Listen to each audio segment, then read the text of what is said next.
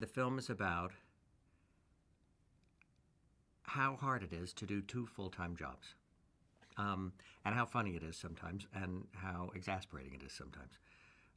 Because both of those jobs, whatever you have a day job, but I don't know about you, but no longer, it doesn't seem like a day job is just a day job anymore. Everybody's job, because of iPhones and email and everything else, goes all day long, all night long. Your office comes home with you. You're never really away from work. And then on the flip side, you're never away, if you're a parent, you're never away from that either. There's a scene in the movie where Sarah Jessica talks about her kids, and she says, when I'm at work, I'm thinking about my kids. When I'm with my kids, I'm thinking about work. So it's, in a way, it's two 24-hour-a-day jobs.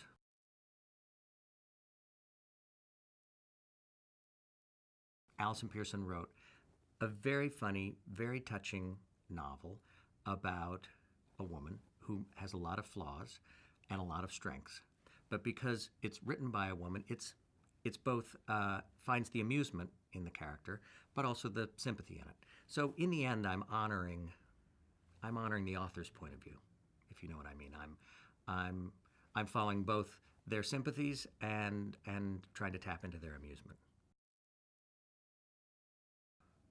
Well, the film is both comic and dramatic because that's what marriage is.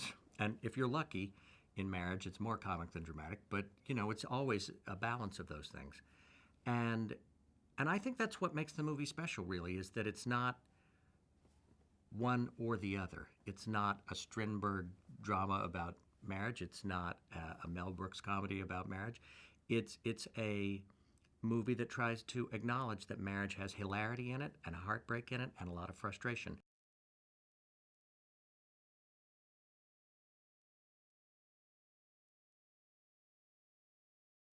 This, in many ways, is her life, this story. She is a hardworking mother.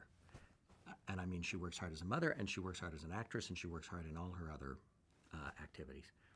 She understood everything that this character has gone through because she feels it every day when she has to leave her kids to go to work, when she's kept late at work and wants to get home in time for bed.